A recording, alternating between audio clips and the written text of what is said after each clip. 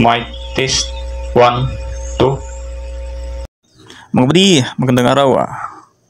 Boring tayo ngayon. Gagawa muna tayo ng DIY XLR PL connection.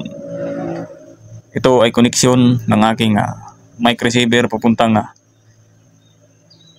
mixer, mga buddy. So sa mga marunong na at nakakaalam na nito, ito mga buddy ay hindi para sa inyo. Pero doon sa mga baguhan na gustong mag-DIY, na gustong mag-assemble doon sa kanilang bahay, sira ang kanilang ibang mga kagamitan, kaysa bumili tayo, magagamit natin yung ating mga sira-sirang gamit na pwede pa nating mapakinabangan. Tulad nito sa akin, yung aking XLR na yan ay medyo hindi ko na nagagamit dahil sira na yan. Ginawa ko na lang ng paraan kaysa mapatapon lang. So ang ginawa ko dito mga buddy, mikos ko na dito yung aking mga wire. Pumutol ako ng isang wire doon sa aking mga half meter lang doon sa aking microphone cable wire, no. Ang ginamit tong wire nga dito mga buddy ay isang itong kulay red wire, at saka yung isa ay kulay puti. Ngayon ang isang open wire niyan, ang pinaka ground niya ay itong open wire. So ang connection natin dito mga buddy, itong pula is positive, ang ating puti ay number 3 negative. So yung ating pinaka outer wire, yung open wire is yung pinaka ground wire natin dyan mga buddy. So sundan nyo lang yung aking diagram at madali ninyong kuha yan. Madali ninyong matandaan. Yung kulay red na yun mga buddy, yun yung dulo yung tip o dulo nung PL. Yung nasa gitnang yan, yung nasa gitnang, makikita nyo yan sa PL, nasa gitna. Doon nakakunik yung positive papuntang number 2 ng XLR. Ngayon, itong number 3 naman yan mga buddy, sulo yan papuntang ground. May ground wire dyan. At bibigyan ko kayo ng tip pagka may time tayo. Papuntang number 3 yung ating ground. Yung ating number 3 pala, yun ang ating negative. Ngayon, ang ating outer naman, o itong ground number 1, yun ang ating ground, yung nasa labas lang ng kuwan, sa body na mismo nakatap ng ating PL.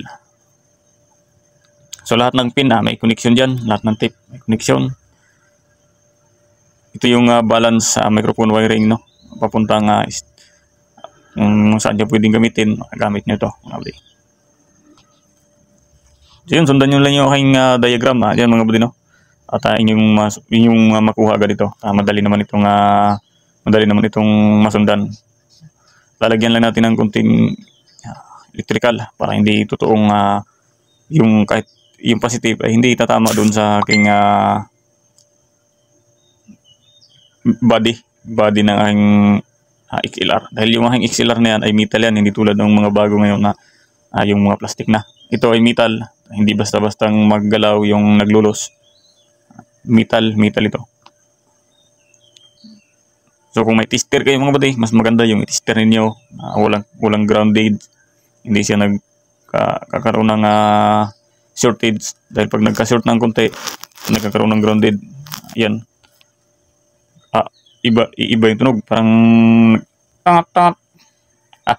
So at this time, susubukan na natin i-testing yung ating DIY na XLR to PL connection for microphone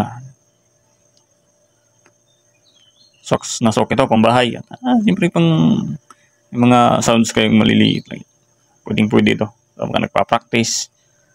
Hindi na nyo kailangan dalhin pa sa mga shop yan, kayo na mismo ang gagawa. Kaya nyo man, may soldering iron, soldering rod, may screwdriver, may pliers, kaya na yan, basic.